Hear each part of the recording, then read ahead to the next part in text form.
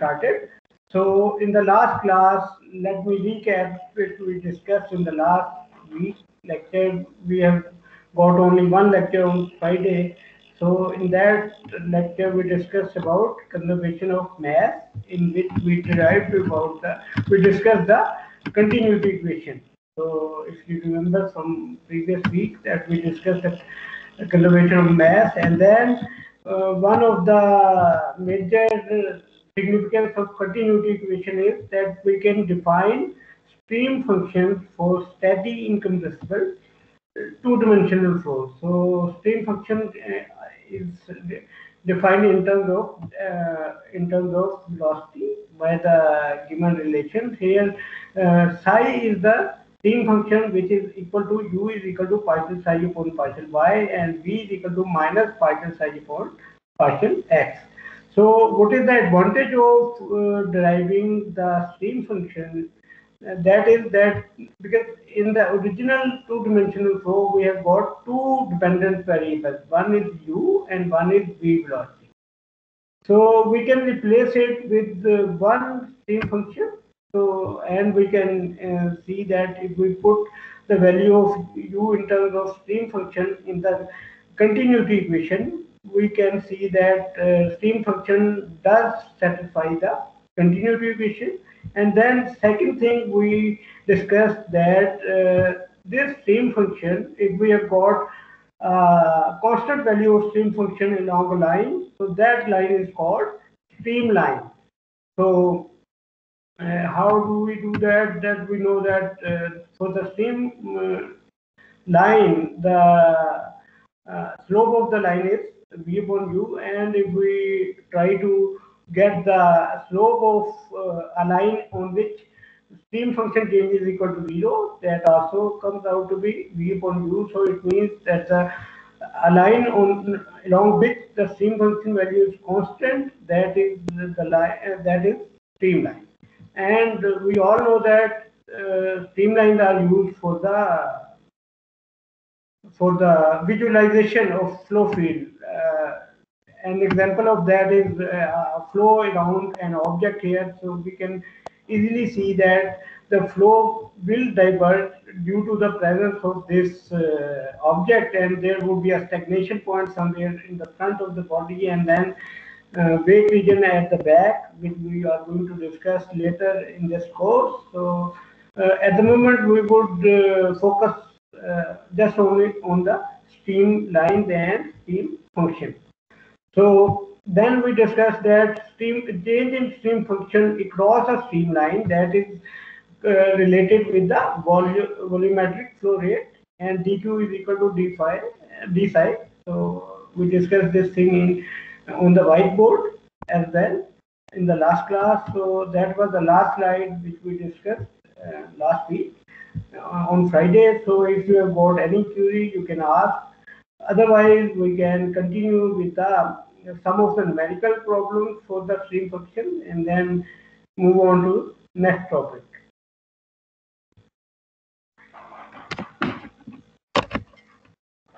So no queries. That's good. Sir? Yes. Sir ये Sai function across change हो तो ये वॉल्यूमेट्रिक इक्वल होगा या जी Hasan along okay Hassan, if I repeat that along a streamline, that psi function, which is stream function, that does not change, right? So it can only change across the streamline, and flow always happen in between two streamlines. Do you understand, Hassan? Yes sir, clear होगा. Okay, thank you for asking. Okay, so let me continue with a few numerical problems related with stream function. So that was the last slide which we discussed, that the stream function in the polar cylindrical coordinates, and we will see its application in the coming numericals. So the first numerical problem we are going to do is that for each of the following stream functions with stream function unit r meter square per second, determine the magnitude and the angle of the velocity vectors makes with the x-axis at x is equal to 1 meter and y is equal to 2 meter. So we need to determine the magnitude and velocity angle of the velocity vector at these point. Point is given x is equal to 1 meter and y is equal to 2 meter. So first of all, the first one is psi is equal to xy. So let's do this problem on the whiteboard. So now we have been given psi value that is equal to xy. Now, first of all, we need to calculate u velocity and v velocity, because we know that if we want to calculate velocity magnitude, that is equal to, if we are talking about two-dimensional flow field, which is the case here. So v would be equal to u square plus v square, and if we want to get the angle with x-axis, so that would be equal to tan inverse of v upon u. And v is the here.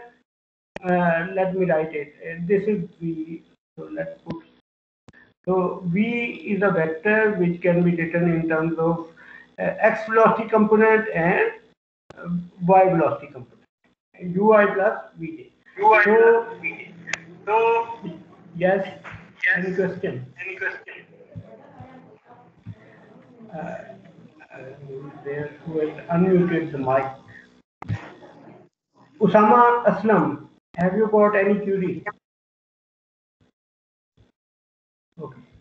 Please keep your mics mute if you have got nothing to contribute, and once you have got any query, you can unmute your mic. Okay. So first of all, we need to calculate u and v velocity components. So as we discussed in the last lecture, that u is equal to partial psi upon partial y. So if we take y derivative, so u would be equal to x, and similarly, if we want to calculate v component, that would be minus partial psi upon partial x. So that would come out to be minus y, right? So we have got these two values of velocity. Now, what can we do? That here we can get the value of x and y, and we need to determine the u and v velocity at x is equal to 1 meter and y is equal to 2 meters. So if we calculate that, so u would be equal to 1 meter per second, and v would be equal to minus 2 meter per second, right? So now we have got this. So after that, we can calculate velocity magnitude. So velocity would be equal to u square plus v square. So it would be equal to 1 plus 4, and that would be, its value would be equal to 2.24 meter per second. Similarly, we can find angle which is tan inverse of v upon u, and v is the y velocity component, u is the x velocity component. So from here, tan inverse of minus 2 upon 1. So that comes out to be minus 63.4 degrees. So if I draw that on, you must know that how to draw it, because here if we have got x-axis like this, so it means that this is kind of minus 2, and if we take it like this, so that is the minus 63.4. This theta is equal to, this is v velocity component, this is u velocity component, this is that 0 0, and then this is v velocity vector. So u and v minus 2 and this is 1. So we can see that theta is equal to minus 6.4 degrees. Now similarly, the second stream function, which is minus 2x squared plus y. So now the psi is equal to minus 2x squared, I think minus 2x squared plus y. Okay. So for this, if we calculate u velocity, that would be equal to minus, that would be equal to partial psi upon partial y. So that would be equal to 1 meter per second. And then because this first term would be 0, then v velocity component would be equal to minus partial psi upon partial x, and that would be equal to minus 4x. Now we need to calculate the velocity vector. Sir, plus 4x. Okay, yes, you are right. Because it is minus, so it should be plus. That's absolutely fine. Thank you for the correction. Because if you see here it is minus. So because it is minus, so it means that now minus into minus would make it plus. So now u and v velocity components are written in terms of x and y. U is a constant value, v depends upon x. So now the points where we need to find that velocity, that is x is equal to 1 meter and y is equal to 2 meters. So if we look here, that u velocity would be constant for the flow field because it is the constant value of 1 meter per second. But the v velocity would be equal to 4 into, let me see it again, x is equal to 1 meter. So v would be equal to 4 into 1, and that would be equal to 4 meter per second. So then again we can have v velocity magnitude. V velocity magnitude would be equal to 1 square plus 4 square. So it would be 17 under root, and that would be equal to, the value would be equal to 4.12 meter per second. Now the second thing we need to do is that to calculate the angle. So that would be equal to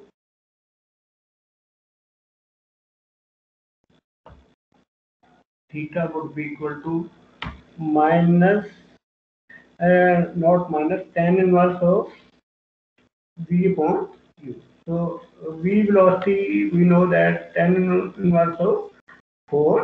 So tan inverse of 4, if we do that, and that is equal to, theta would be equal to 76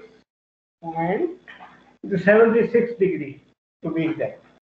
So it means that if we draw it here,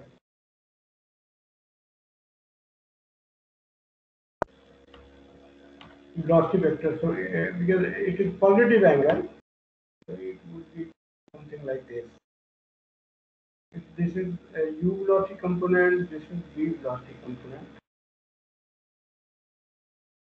So this is 1 meter per second, this is 4 meter per second. So here we can say that we have got, this is the velocity component v. Then this angle is theta is equal to 76 degrees. Right. So now we have got, okay.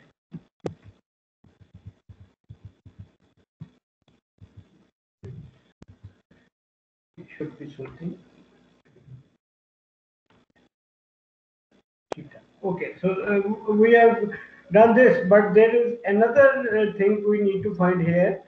If you look at the end, they have written, the question statement say that locate any stagnation points in the flow field. Okay, from your FM1 knowledge, what is the stagnation point? Hassan, anyone? What is the stagnation point?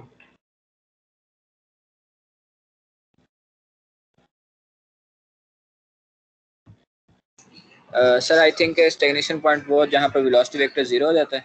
बिल्कुल ठीक बात है. Excellent.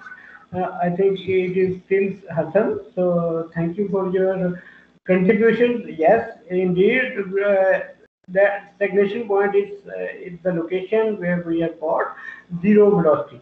So if we look at the now, if we look at the first stream function, which was xy, so if we see the velocity components in that first part, when we did the derivation, so here, if you look that u is equal to x and v is equal to minus y.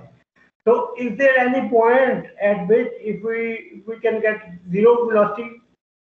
Is there any possibility, any value of x and y which can give us zero value for the velocity vector? So I think that would be, if we say that x is equal to 0 and y is equal to 0, it means that at the origin of this, from where this velocity flow field is there, there would be a point where x would be 0 and y is equal to 0. So that is the point where we have got a stagnation point. So I hope that you understand this point, because the stagnation point is the point, I repeat, where the velocity vector is equal to 0. So velocity vector would be equal to 0 when x is equal to 0 and y is equal to 0. Now let's move on to the second stream function,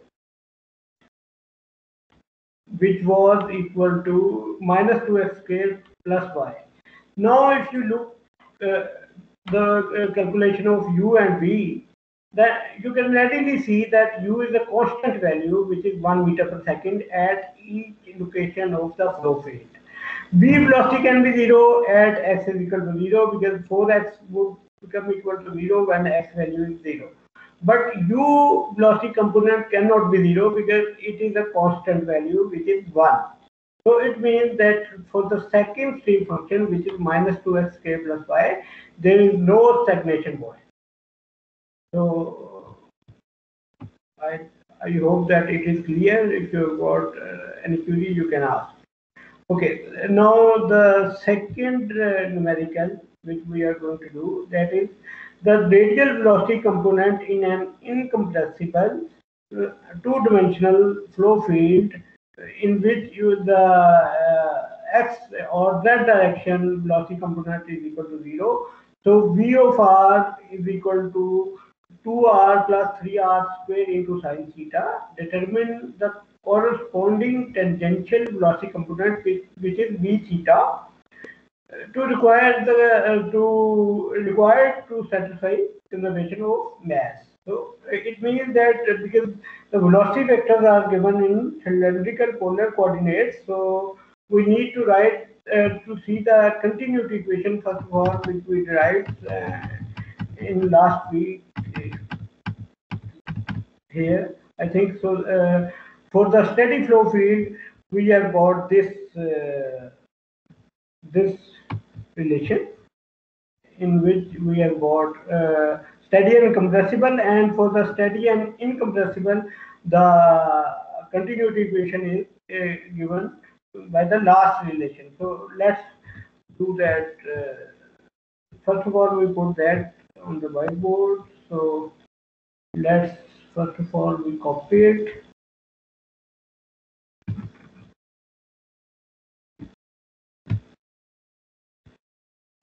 So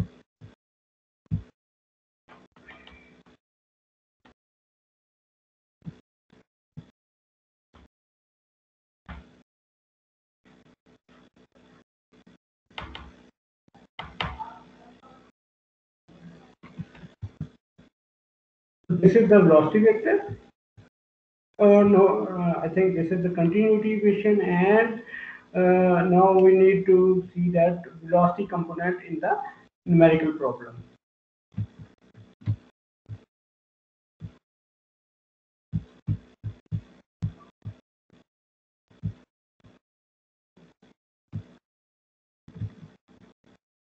Okay, that's fine, I think.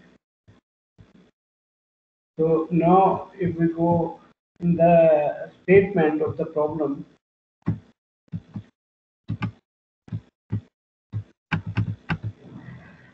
fine. So now V of r is given 2r plus 3r square sin theta. So we write it there.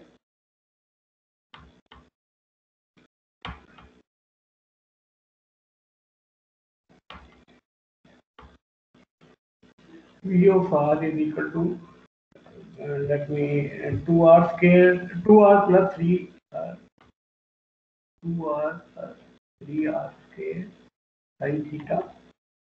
And the second thing we have been given v of z, that is the velocity in the z direction, that is equal to 0. So we need to determine this v theta value, which is shown here. So if I write this equation, the continuity equation, 1 upon r partial r v of r divided by partial of r plus partial v theta upon partial theta. 1 upon r I have taken common, so I know that 1 upon r cannot be 0 because r is a finite value. So if it is infinite value, only then this equation would be 0 due to this term which is 1 upon r. But we know that r is a variable, so it is always non-zero, 1 upon r. So it means that we can say that partial of r v of r divided by partial of r plus partial v of theta upon partial theta is equal to 0. Now v of r is given. So if we want to calculate v of theta from here, it is quite simple that we can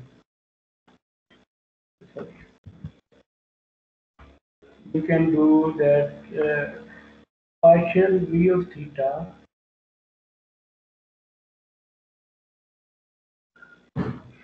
upon partial of theta would be equal to minus partial upon partial r, and instead of rbr I would write 2r square, 2r, because I am multiplying it r with this thing, 2r square plus 3r cube,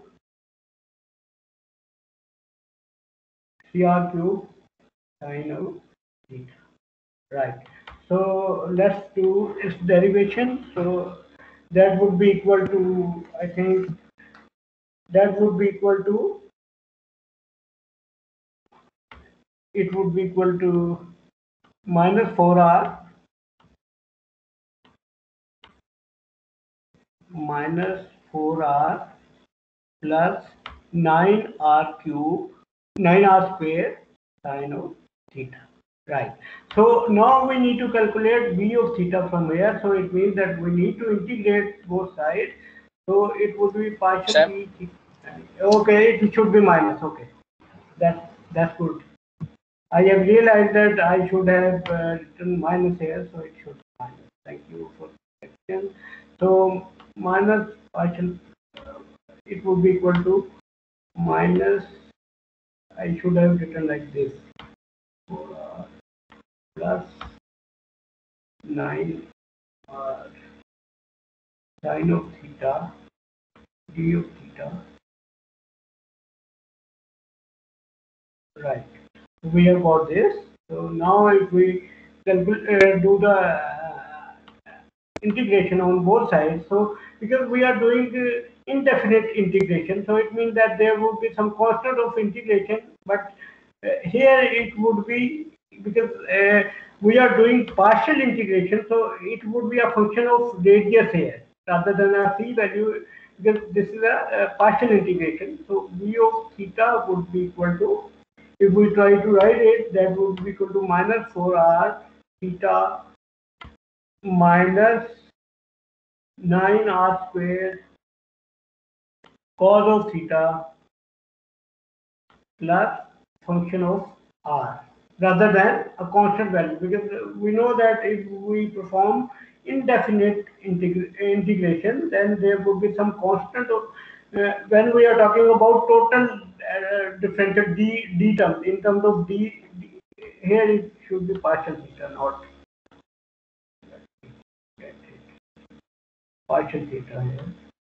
So because we are performing it the partial integration, so that's why we have got that function of radius here. So if we put this value in the Gunning equation, it should give us it should be 0. So it should be equal to 0 dash. And you can always double check it. Right. So any problem in this? Anything which you couldn't understand?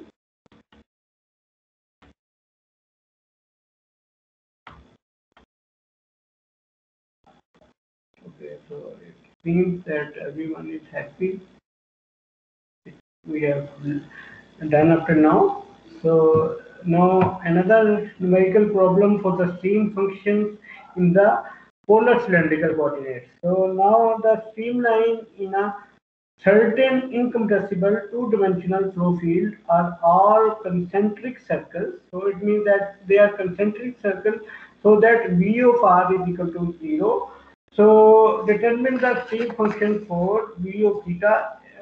First case V of theta when that is equal to A of r. So first of all, we need to know that what are the relation for the this velocity in terms of stream function uh, in the polar cylindrical coordinates. So if we go back here, so these are the relations. So let me again, okay, I got this.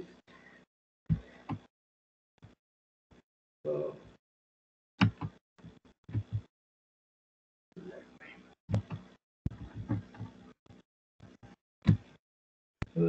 these are the relations. I copy them and then I paste them here.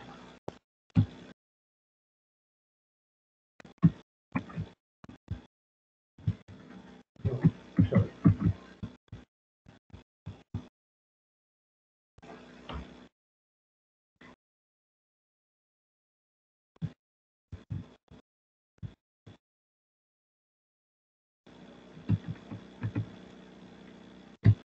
These are the relations.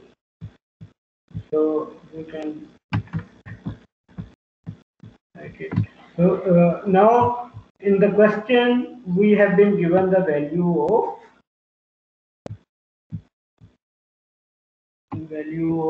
V of theta. V of theta is equal to A of r and V of r is equal to 0. So we need to find the stream function now. So from here, if we V of r is equal to, we write it is I think V of r is equal to A of r and V of theta. Sorry, I think it is V of theta, not V of r. So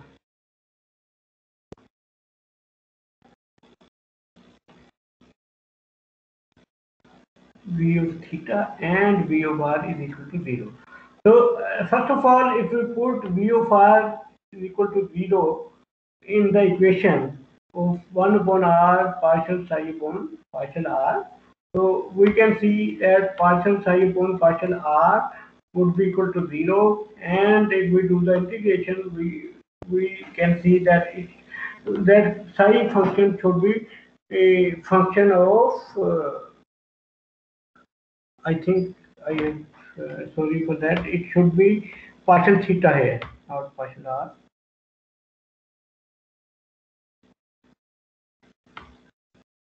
Just a minute. Okay, here it should be partial theta.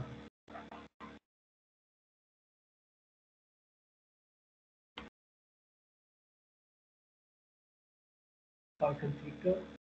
And psi should be, because we are taking the partial integration with respect to partial theta, so it should be function of r.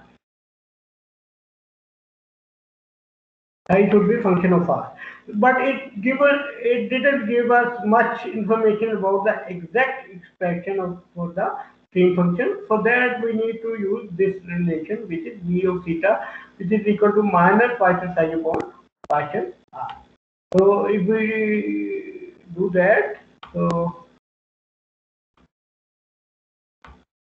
V of theta, which is equal to A of r, so A of r would be equal to minus partial psi upon partial r, and from here uh, partial of psi would be equal to minus A of r into partial r.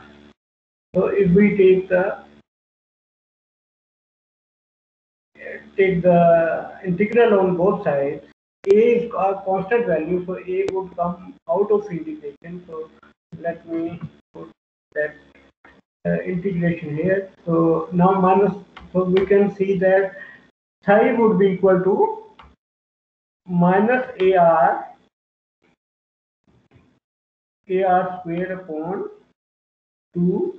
Now here, because we are taking in the integral with respect to function of radius, so it should ideally it should be f of theta here, but because here we have learned that it should be function of radius, so we can just say that it is a constant value, because it cannot be the stream function cannot be function of theta, because v of r that is equal to 0. So partial psi upon partial theta that is equal to 0. So it is not a function of theta.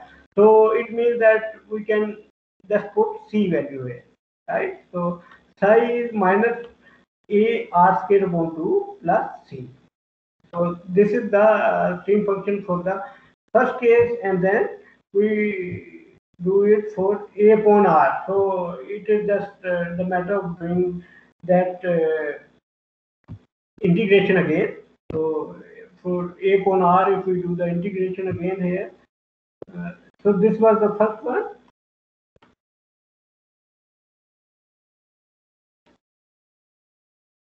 So for the second part, we can just say that partial psi would be equal to minus a partial r upon r.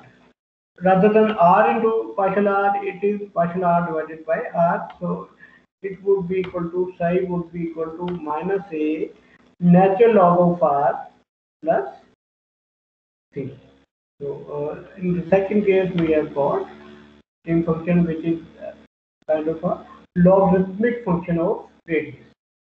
So these were a numerical example for the determination of stream function in the cylindrical polar coordinates. Anything which is not clear here?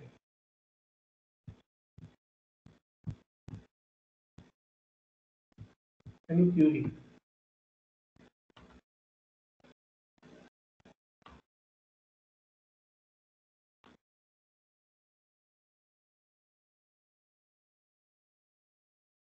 Everything is good.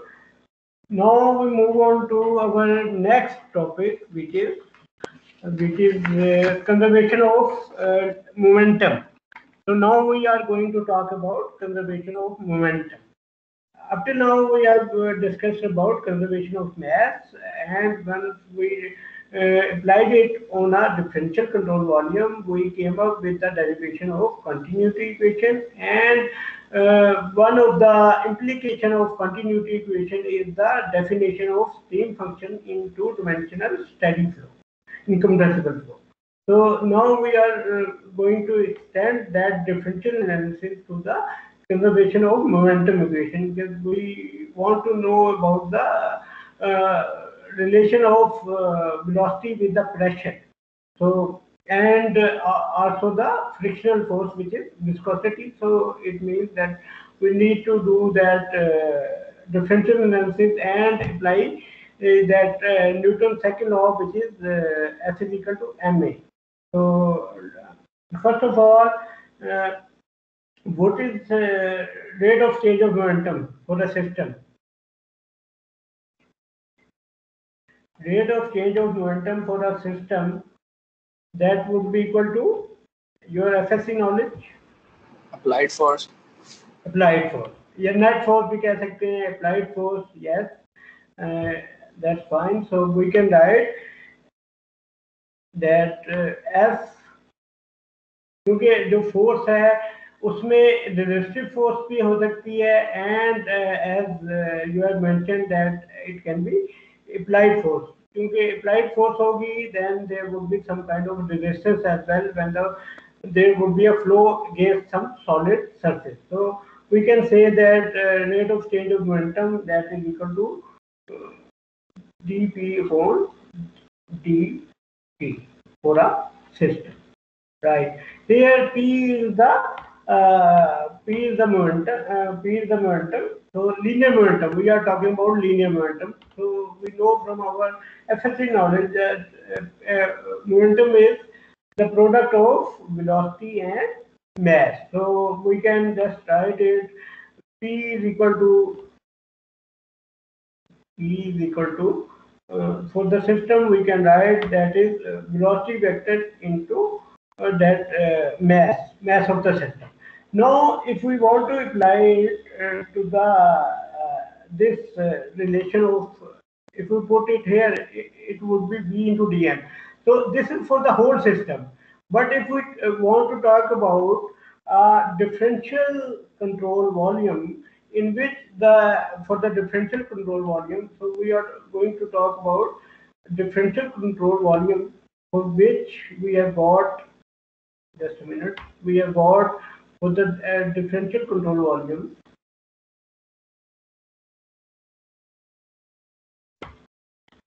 we have got the mass which is equal to delta m, and delta m, if we want to write it, we can write it delta m in terms of density and volume, that is rho into delta v. V is the differential control volume for that particular uh, this series. So now if we talk about differential force which is acting on that differential control volume, we can write del F, that would be equal to d into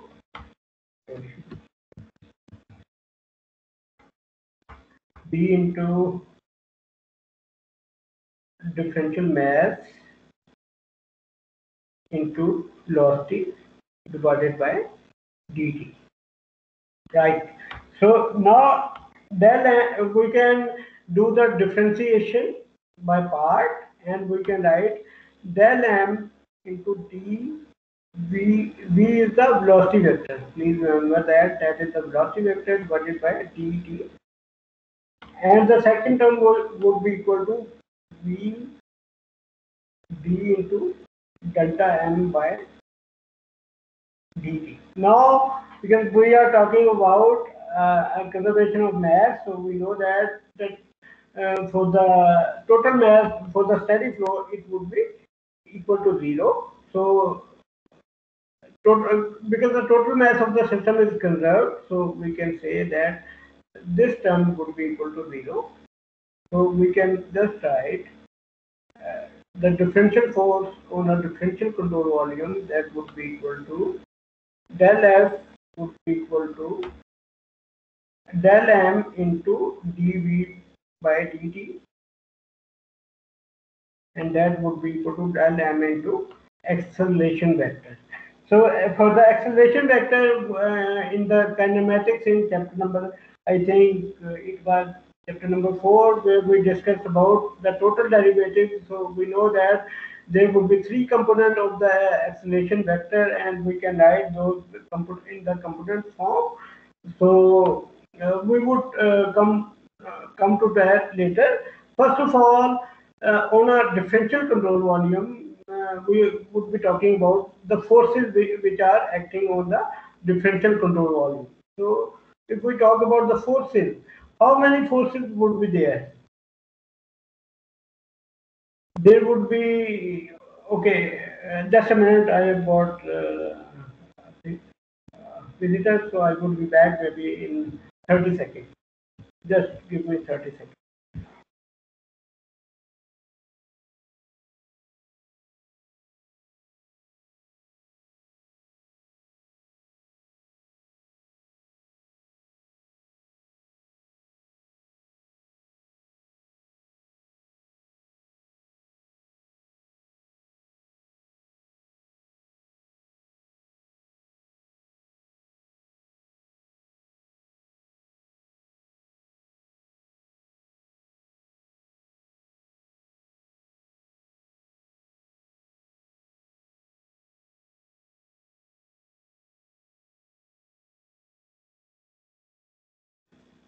Okay, sorry for the interruption. There was some official task. So now we were talking about the forces which can be acting on a differential control volume. So if we talk about the forces, there can be typically two types of forces.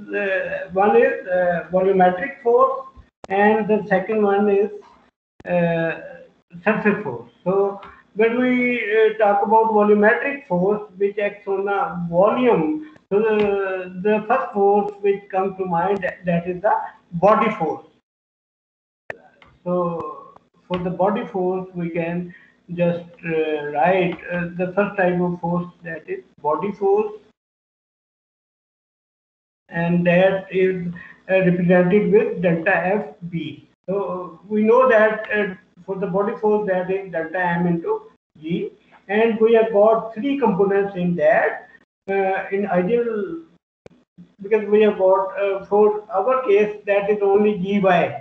We usually take that the body force due to the weight. So uh, in the component form, we can say that delta F Bx would be equal to delta M Gx, and then delta F By would be equal to delta M into Gy, and then delta F Bz would be equal to delta M Gz. And we know that this is Gy, that is the main interesting force for this.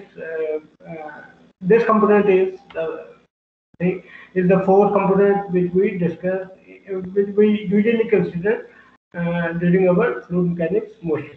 Okay, so this is the body force. The second type of force, which is the surface force. Surface force, and that force act on a particular surface of the element, and it produces some stresses.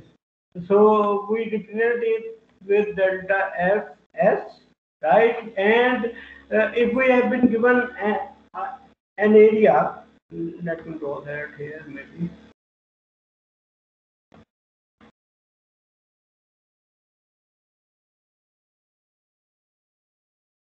So how many forces are required here to define the surface forces?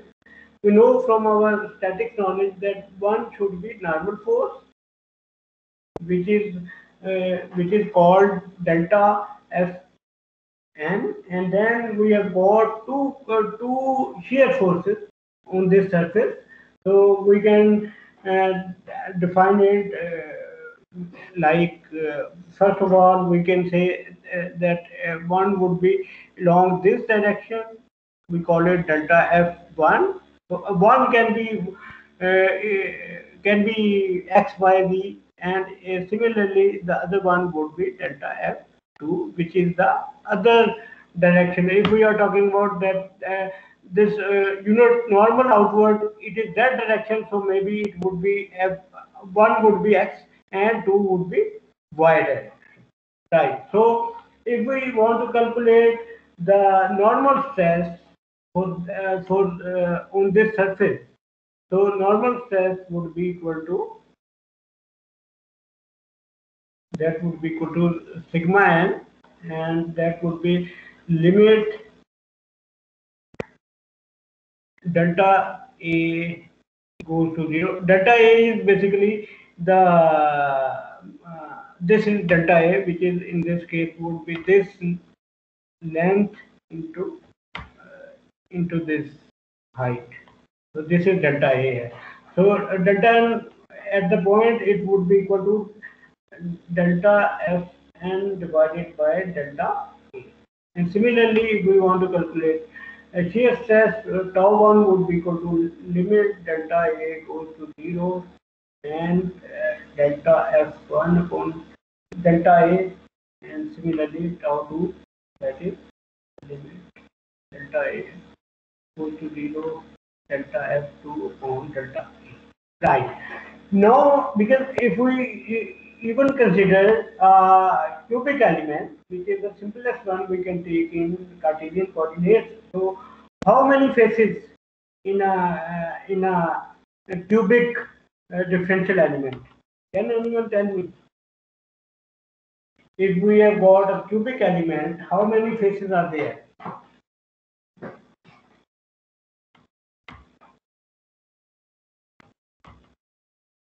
6. 6. Excellent. So we have got 6 faces. So it means that we need to come up with a method of representing that. First of all, we need to know that a particular stress component, it is acting in which direction, and secondly, what is the surface on which it is acting, because there are two things now. So let me draw that cubic element for the moment, and then we can talk a little bit further.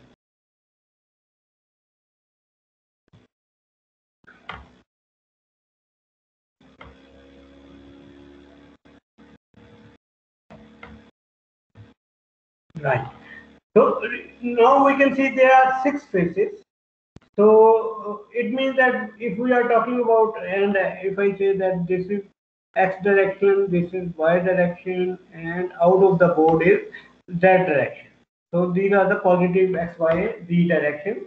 So if I am talking about the right hand side face, so how to distinguish stress which is acting on the right hand side face from the stress component which is acting on the this top face. So it means that somehow we need to provide the information about the plane on which it is acting and the direction of the stress. Let's for example, if we consider here the normal component, it would be something like delta. Sorry, it would be sigma. Now we will use two subscripts to represent this test. One is first and then second. Now these two are totally different. This second subscript means it tells about direction of stress, and this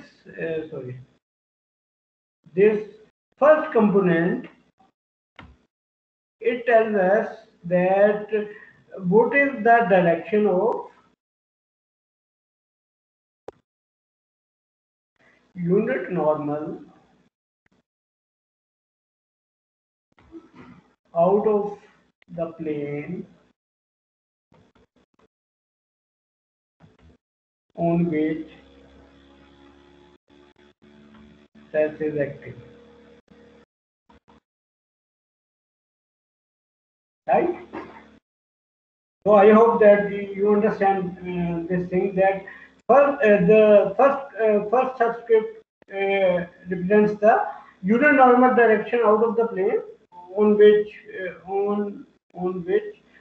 stress is acting, and the second subscript tells us about the direction of stress. Now let's apply it to the shear stress. So if I am talking about shear stress component in the z direction on this plane, so I would draw it like this, right? So, and because it is a shear stress component, it would be something tau, right? So the first component here, it would be equal to, the first component would be the direction of unit normal. So what it would be? Can anyone tell me? That would be the unit indicate the direction of.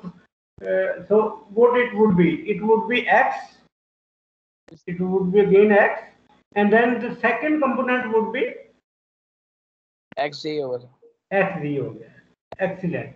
So now it tells us that the shear stress is acting on the right hand side surface, and the direction of shear stress is out of the board, right? And similarly, we can also get another shear stress component which is going in the upward direction. So for this it would be tau tau x y, tau x y. Yes. So I hope that this point is clear. So let me take you through the lecture slide which I have explained up to now, and then we can have a 5-minute break. Maybe it would take a couple of minutes. So we talked about conservation of linear momentum, and I talked about the differential force, which is equal to, comes out to be equal to delta x is equal to delta m into acceleration.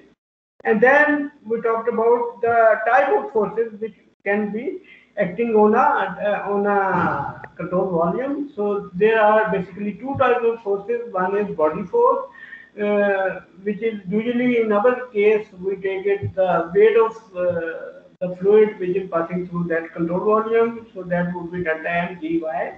And that and then second force is the surface force. So as I mentioned that we need one normal force component and two shear components to define surface force on a plane. So that we defined, and then how to calculate how to denote the stresses.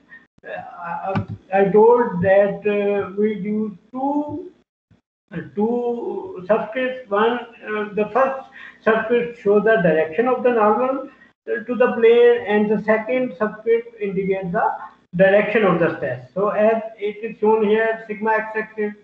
Here the first subscript is showing the unit normal outward, and then second component is showing the direction of the stress, and you can easily see tau x y and tau x v here. And then okay, so we have mentioned about how to represent a stress by using indexes, not indexes but the subscript. So now what stress should be, how to say that one stress component is a positive. So for that we have got two options. One is that a stress component is positive when it acts in the positive x direction, and the surface normal on which it acts has got outward normal in the positive coordinate direction. Like this here, if you see that it is acting in the positive x direction, and the unit normal, it is also acting in the in the in the positive x. Similarly, if you see here, and then the second option is if it acts in the normal coordinate direction and the unit surface on which it acts has got outward normal in the negative x. So that's why we usually take that normal stress component which is going out, that is taking as positive stress component, and pressure which acts like a compressive force, that is always taken as negative stress, because in that case it is if it is pressure is acting here, so the direction of pressure would be in the negative x, and the unit normal is in the positive x. If we talk about the right hand side phase, and if we talk about the left hand side phase, the pressure direction is positive x, but the unit normal is going outward. So that's why the stress which is produced by the pressure, that is always negative quantity. So similarly for the shear stress, we can see that this tau xy component, it is acting in the positive y direction, and the unit normal, that is also in the positive x. So that's why this direction of tau xy is positive. But if we take it as downward, then it would be negative. So I hope that this point is clear. We can take a break for 5 minutes, and then we can be back at 3:55. Okay, thank you.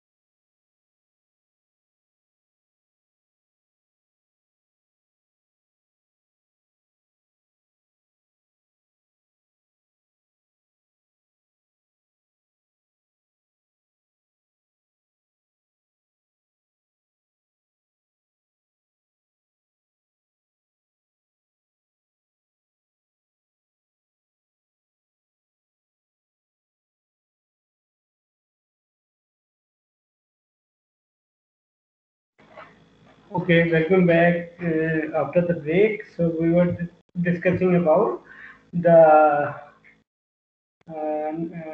notation, how to give notation to a stress component, and how to define that whether that is a positive stress or negative stress. So we have established that on this in this discussion. So after this, we need to get the summation of surface forces. So for the surface forces, what we do that if we know that at the center of the this differential control volume, we have got the stresses that are equal to sigma xx. If we are talking about the surface forces in the x direction at the moment, so for that the stress component which are required, that is partial xx, then we have got tau yx and tau yx, it should be x, not z. This we are talking about. Okay, can anyone tell that where tau yx would act?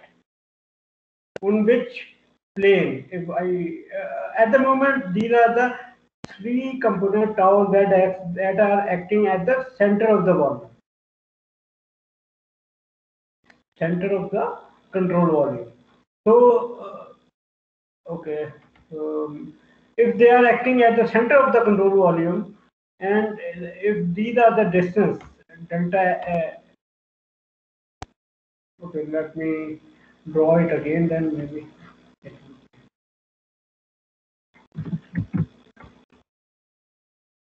let me draw it again.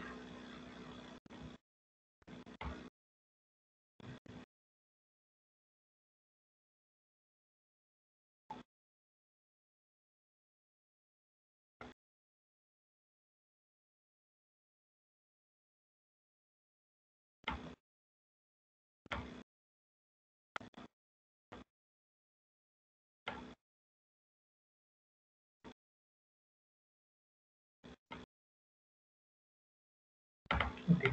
So if at the center, and these are the distances which are delta x, this is delta v, and then this is delta y. Okay, so if at the center of the differential volume we have got sigma xx, so what would be its value here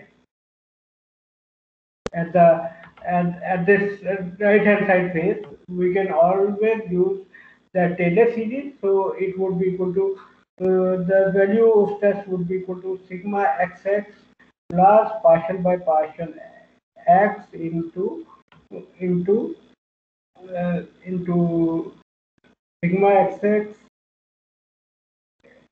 Okay, and what else? Into del x by 2, because the distance between the center and the right hand side face is del x by 2. If the total dimension is del x, and then if we want to calculate the force, we need to multiply this force with the this surface area, which is del y and del z.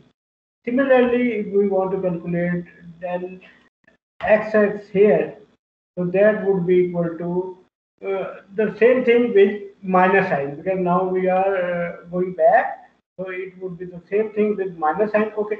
Now I was talking about tau yx. So on which plane tau yx would act? Can anyone tell me?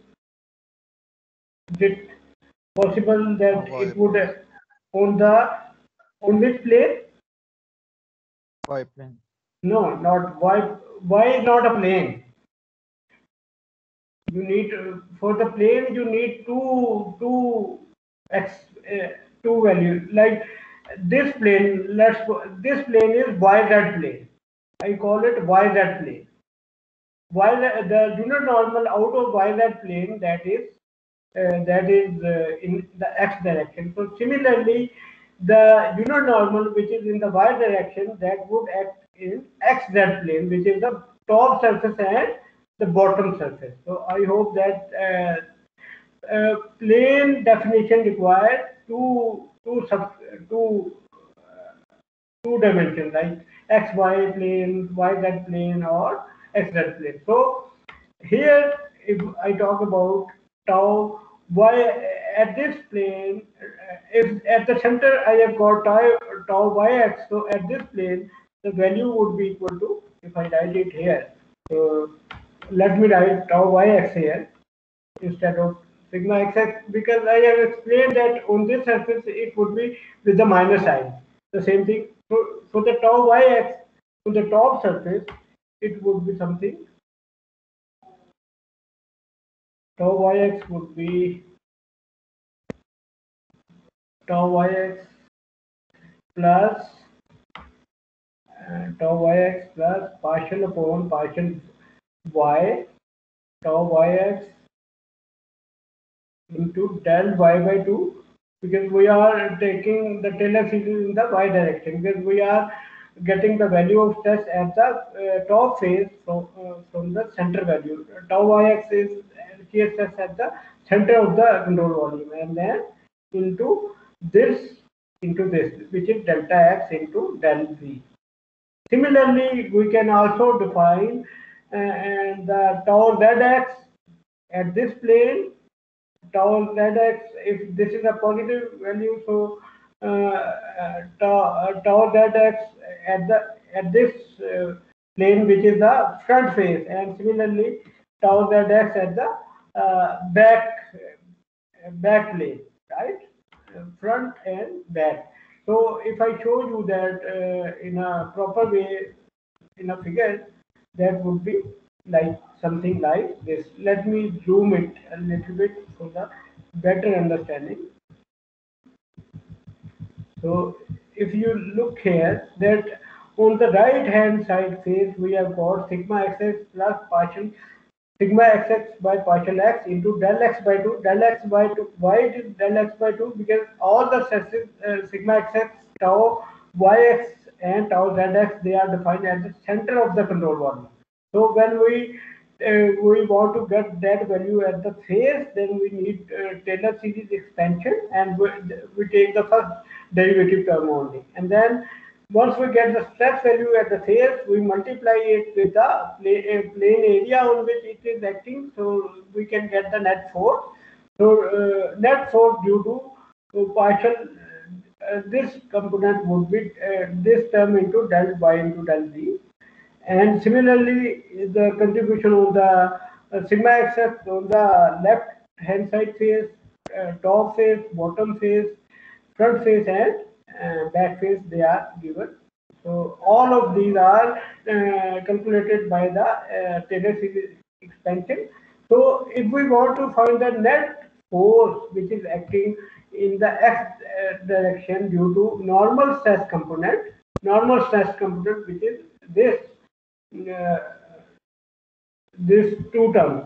So that would be, if we add them, so it is in the positive x, this is in the negative x, so it means that we need to subtract this from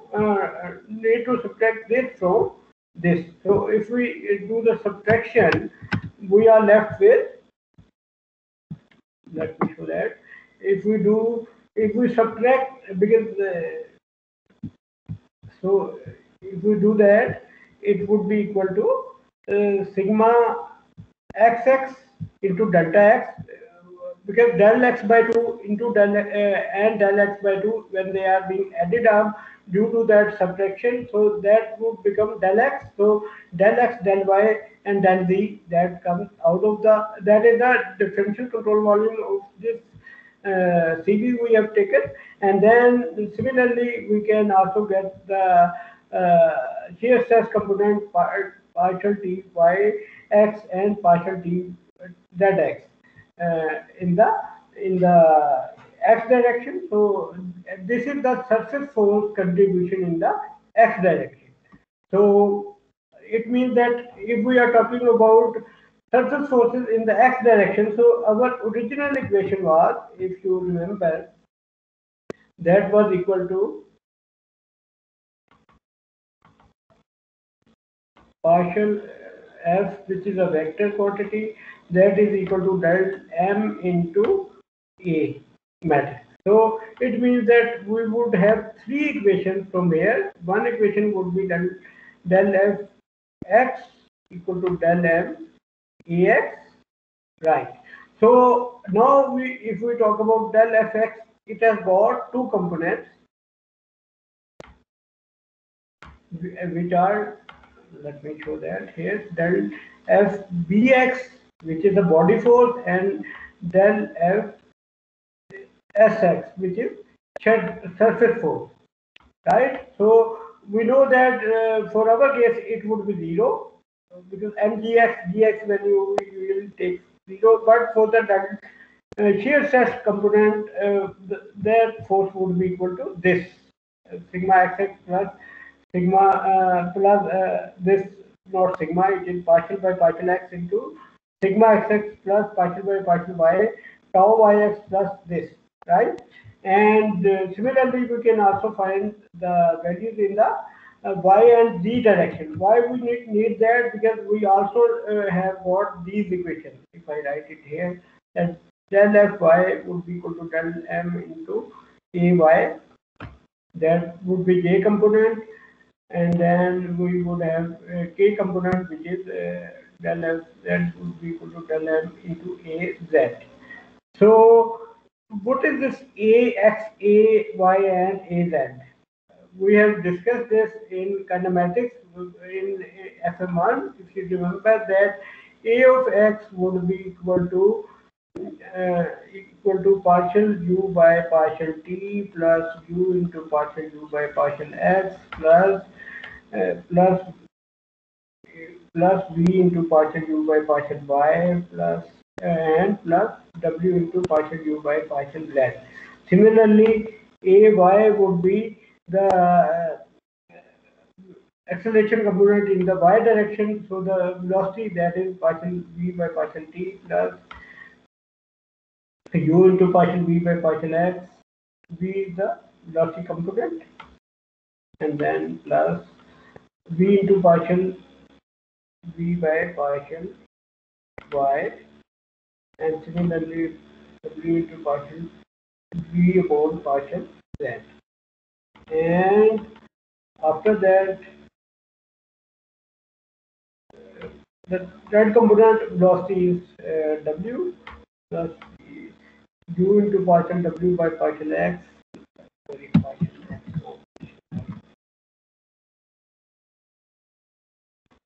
plus v into partial w by partial y plus w into partial w by partial z. Right. So these are the right hand side, because as I have mentioned here, that we have got these relation in which we need to put ax, ay, and az values, and then these would be having the body force component and surface force component, which we have just derived on these slides. So if we do that, and if we try to put the values, okay, let's put one, let's try to derive the conservation of momentum equation in x direction on the whiteboard, and then we would see the slides. So if I write that this is the equation, delta fx is equal to delta m into ax. So let me write here. So it would be equal to del f of x is equal to m into kx, right? And then we can write it like this. I am going to take certain steps so that you can understand it better. So delta f bx, b is the body force, plus delta f into surface force in the net surface in the x direction is equal to m. We can write in the differential control volume into rho into del x del y del Z into, or maybe, okay, let's just write it like this, because differential mass is equal to differential control volume, volume of the control volume into density. Now it's just a matter of putting the value. So we have already calculated all the values. So let's write it here. So if I switch the left hand side on the right hand side and right hand side on the left hand side, just for the sake of consistency, so we are writing this right hand side first. So if I write it, so it would be rho into del x, del y, del z into ax. We have just seen that would be equal to partial u by partial t plus u into partial u by partial x plus v into partial u by partial y plus w into partial u by partial z. Okay, now the body force that we have just learned, that would be equal to that is equal to, if you remember, that is rho into del m into gx. Gx is the gravitational constant in the not constant but acceleration in the x direction, which is usually 0 in our case for the x direction, and then the second term, which is this surface force, we can write it from,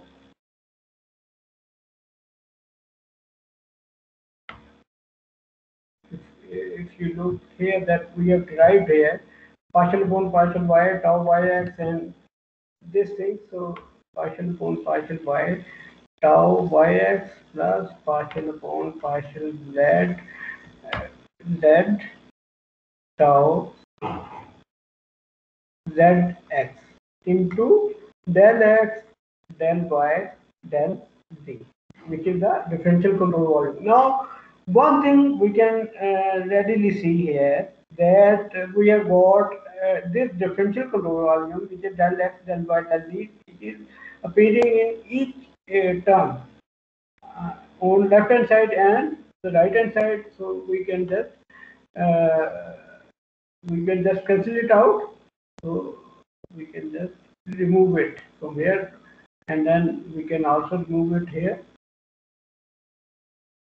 Just a minute, I think.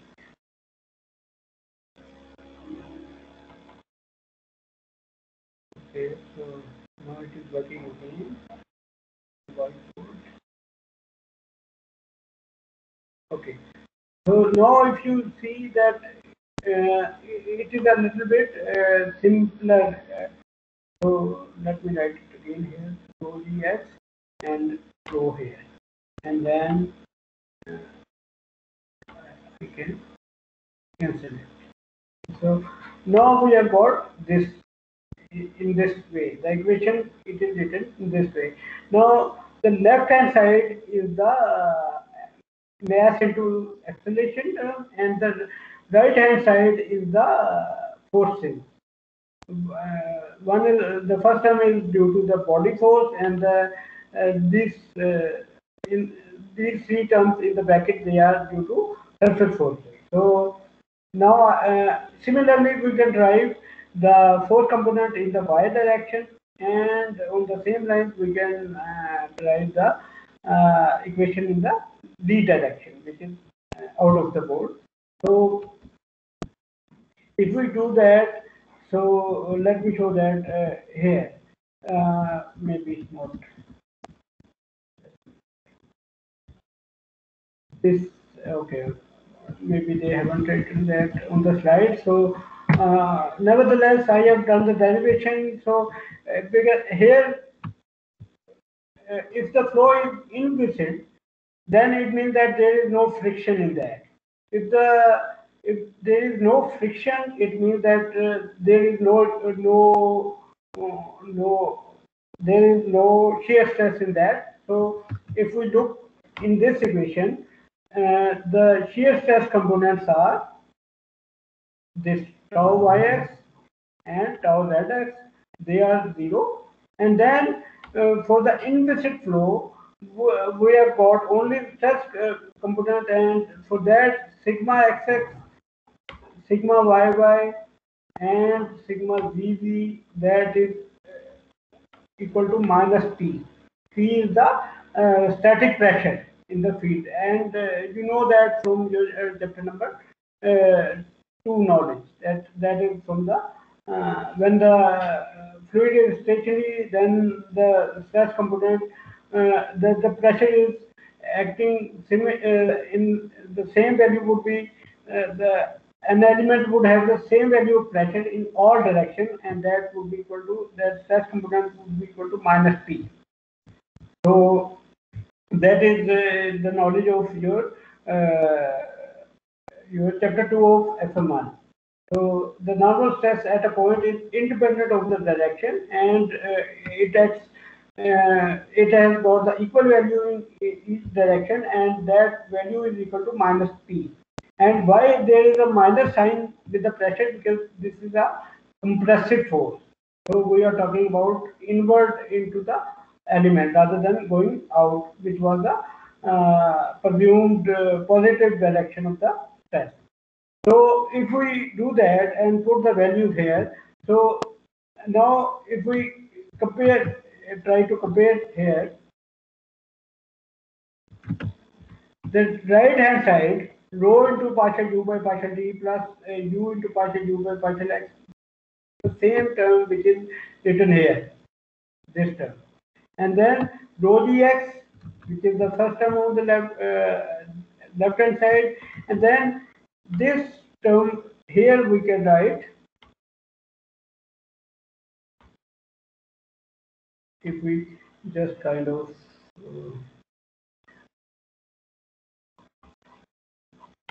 this whole term can be written like,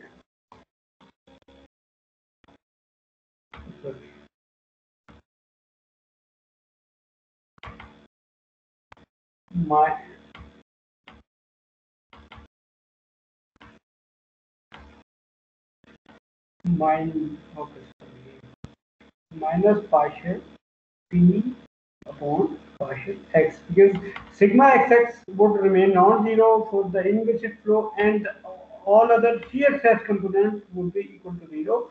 So rho dx minus partial P by partial x. So the same thing is written here, and then from there we can also write the y component and then z component for the inviscid flow. So these set of equations were first proposed by either in the 18th century, so that is named after it, and these are the governing equations for the inviscid flow, right? So inviscid flow, three-dimensional flow, if we want to solve a three-dimensional inviscid flow in which the viscosity is no more an issue, so for that case, we are going to solve these equations, and we can readily see that these are non-linear equations. Why they are non-linear? Because we can see that there is a multiplication of velocity with its derivative on the right hand side. So it means they are, as well, they are unsteady terms. So the exact solution is not possible for a three-dimensional unsteady case, even for the inviscid flow. So we have to revert back to some experimental correlations or numerical solutions like computational fluid dynamics, which is done by using some commercial software like MSys. So we will talk about that as well during the course of this course. So now for the irrotational flow, as we have discussed during the that is another simplification we can have in the flow field, that is the flow is irrotational. And if you recall the lecture of the first week when we talked about that rotation vector in which we talked about the component in the three components.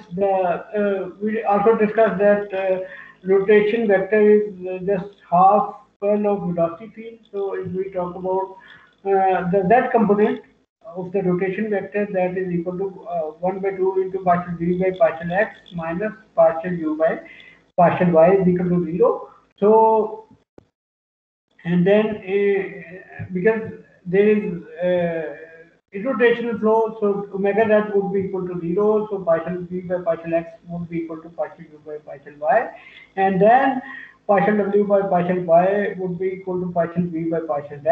That is the component in the wx direction, and this is the component in wy direction. These wx and wy direction. So, okay, any example of irrotational flow you can think of in which we have got only the x velocity component and there are virtually no velocity component in y and z direction. Any practical example you can think of?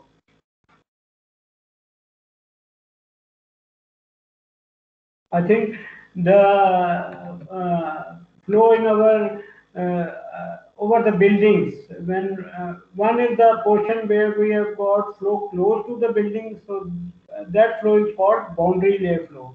But if we go a little bit away from the building at some altitude, then there is a uniform flow over over the buildings in the outside atmosphere, and that is we call it kind of parallel flow. Like here, that we have got a parallel flow. When the flow is coming, it can be anything like maybe if we talk about that, that is some kind of aeroplane or anything. So the flow which is in front of it, that would have virtually a constant value. So it means that there is no rotation which is going to be there. So that is parallel flow. So flow over buildings outside the boundary layer, and then in the entrance region of a pipe, when there is velocity is uniform in the beginning, and after some time it becomes fully developed, and we would learn about in great detail in chapter number 8 of your book, which is internal flow, maybe chapter number 9. So, but in the entrance region, in the beginning, if you can see that there are constant values of velocity, so it means that there is no rotation going on in the beginning, at the in the beginning of the pipe. So that is also an example of parallel flow or irrotational flow. Okay, so these were just the this inviscid flow and irrotational flow. Those are the only valid for some simplified cases. But when we have got fluid-solid interaction, like the flow over near the building inside the boundary layer, when there are velocity gradients. So like here, if you look here in the fully developed region, you can easily see that u velocity is changing as it moves away from the surface. At the surface, the value of velocity would be 0, no slip condition, and it becomes maximum at the center. So that is the maximum value. So it means that there would be some partial u by partial y component, because u is, if we are talking about only a channel, it would be partial u by partial y. If we are talking about pipe flow, then it would be partial u by partial r, right? So in that cases, we need to consider those stress, these components, these shear stress components, which we derived in the conservation of linear momentum gauge. So we need to write these equations in terms of velocity. So what we do that, because if we want to solve this equation,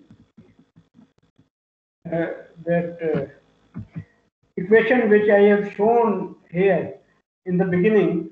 So if we want to solve that, so we need to know the value of these shear stresses as well as the normal stresses. So these normal stresses and shear stresses, they can be written in terms of velocity gradients. So it was first proposed by a scientist named Bosinic. So it is a French scientist. So he proposed that for a Newtonian fluid, we know that what is a Newtonian fluid, in which the stress is directly proportional to strain rate. So in that case, the normal stress component, which is the sigma xx, that can be written in terms of minus p plus 2 mu into partial u upon partial y, and normal stress in the y direction. Then again, when there was no friction involved, then in that case mu contribution was equal to 0. But when there is some kind of rotational characteristics as well as viscous characteristics, then we would have some kind of this non-zero term which is appearing here, because mu is the fluid property. So that can be always be non-zero, but this thing make it equal to, if there is no gradient, then partial u by partial x would be 0, and then partial v by partial y, if there is no gradient in y, it would be 0, which is the case when we have got simple inviscid fluid. So, but if we are considering the viscosity, then we need to take these things into account. And then shear stress component, they can also be written in terms of velocity gradient. Tau xy can be written mu into partial u by partial y plus partial v by partial x. So in the next class, I understand that it would be quite cumbersome to memorize all these relations. So I would tell you about a simpler way to derive all these from a general notation. So that is called Einstein notation of for the tensors. So that would be quite helpful to derive all these relations. So maybe in Friday's class we would discuss that. So any questions from today's class? Any query? Anything which you hadn't you couldn't understand? Okay, class here. Hashir, are you there? Or maybe he is not available.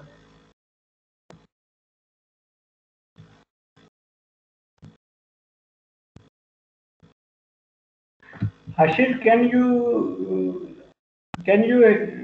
hear my voice? Hassan Murtada, what is your name? Hassan Mustafa. Sorry, Hassan Mustafa. Can you hear my voice? Yes, sir. But what is wrong with Hashir? Why he is not responding? Is there anything? Is there any mic issue or? Maybe, sir. So, can you ask him to contact me for the arrangement of makeup class, or you can because we need to make to arrange one makeup class for previous weeks, which we have missed 2 hour class due to national holiday, so we need to cover that. So, can you do that for me, Hassan? Yes, sir, sure. Okay. So, okay. So, please tell him to contact me. Okay. So, is there any query from today's lecture?